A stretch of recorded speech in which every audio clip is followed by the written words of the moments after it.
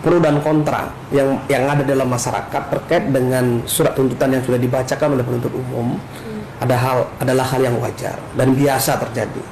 Ya, ada yang bilang terlalu tinggi, ya, ada yang bilang terlalu rendah, ya, ada yang bilang tidak adil. Ya, tentu kita mengapresiasi, menghargai pendapat masyarakat. Ya. Kita tidak bisa menafikan karena perkara ini adalah perkara yang sangat-sangat menarik di masyarakat. Ya.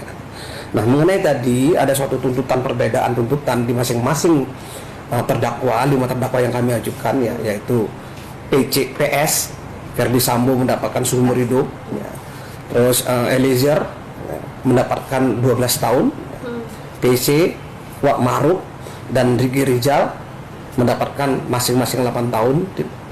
Ya, ini tentu ada hal-hal yang dipertimbangkan oleh penuntut umum, ya. Antara lain, ya, kita melihat dari sisi peran masing-masing pelaku, mensrianya, ya kan, sehingga kami membagi 3 klaster. Ya. Klaster pertama adalah orang-orang atau pelaku atau terdakwa yang secara langsung, ya, menyebabkan menghilangkan nyawa orang lain. Di mana klaster itu adalah ada FS sebagai intelektual dader dan Eliezer sebagai dader, jadi sebagai eksekutor daripada tindak pidana pembunuhan berencana ini.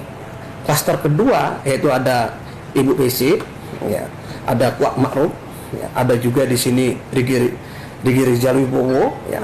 Mereka adalah sebagai orang yang memang tahu adanya suatu tindak pidana pembunuhan berencana, tetapi tidak secara langsung menyebabkan kematian, menghilangkan nyawa orang lain, yaitu korban. Ya. Ini klaster yang kedua.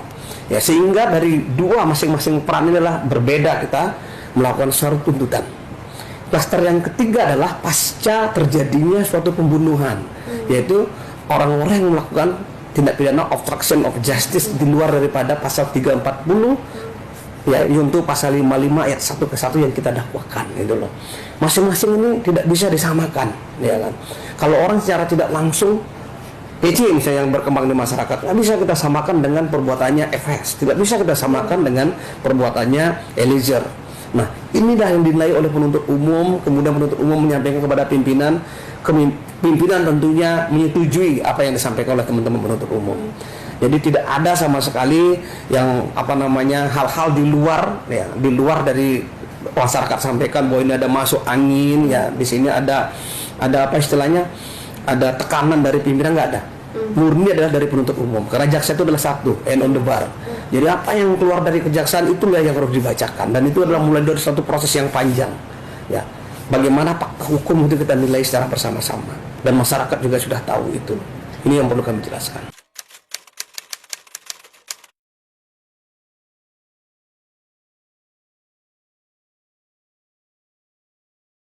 Ketiga orang ini kenapa mendapatkan tuntutan yang sama menurut penilaian kami penuntut umum, ya kan, gitu ya. Karena mereka 3 orang ini adalah jadi rumpun klaster yang kedua. Jadi orang-orang yang tidak secara langsung menyebabkan kematian orang, ya kan, tidak menghilangkan nyawa orang lain. Tapi rumpun pertama menjadi sempurna satu tindak pidana pembunuhan berencana itu adalah karena mereka yang menyuruh melakukan dan dieksekusi, ya, sehingga menyebabkan hilangnya nyawa orang lain. Ini yang sangat membedakan, ya.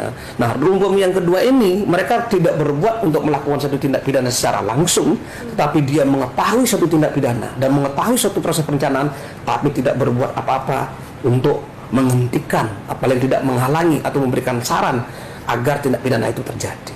Seperti itu.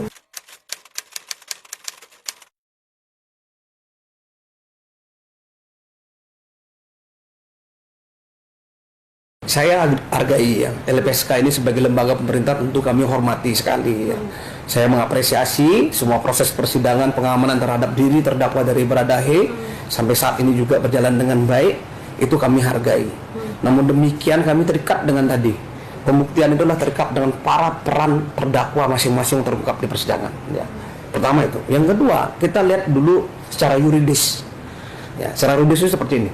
Apakah pembunuhan berencana secara limitatif diatur di dalam Undang-Undang LPSK adalah berhak mereka diberikan, ya, itu dulu diberikan justice kolaborator. Kan itu kita kaji, ya, ternyata di dalam undang-undang secara limitatif tidak ditegaskan bahwa pembunuhan berencana itu sendiri, ya, bukan merupakan daripada tindak pidana tertentu sebagaimana surat edaran Mahkamah Agung nomor 4 2011 ya. Yang dimaksud tindak pidana tertentu itu Mbak secara tegas sudah dijelaskan di sana, yaitu tindak pidana yang terorganisir. Apa itu?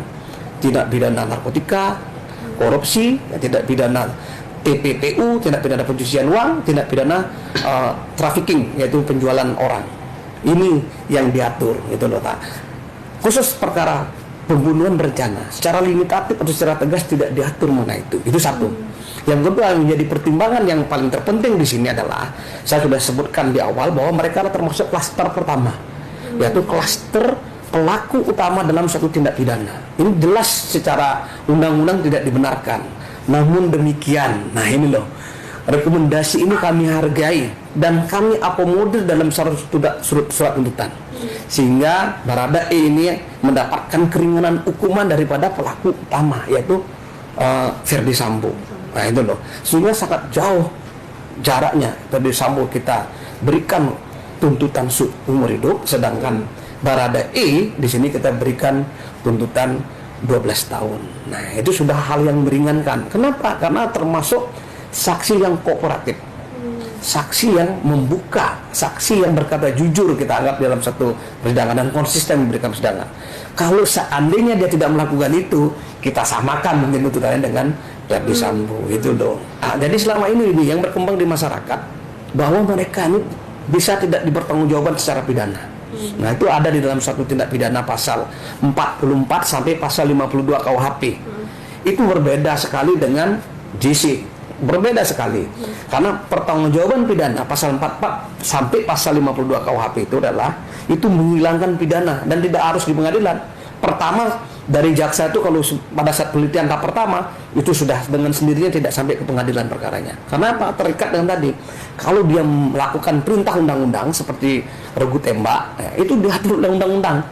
Ya, dan mereka tidak akan dihukum karena undang-undang yang memerintahkan dia untuk melakukan menghilangkan nyawa orang lain. Tapi kalau ini melaksanakan perintah jabatan tidak tepat juga, karena tidak melaksanakan perintah jabatan yang sah itu tidak ada sampai menghilangkan nyawa orang lain, ya kan?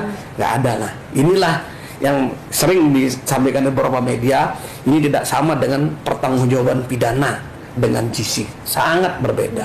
Ya, GC ini juga Mbak, ya saya sampaikan di sini, yang pada akhirnya nanti pada proses persidangan ke depan, ini adalah yang menentukan adalah majelis hakim.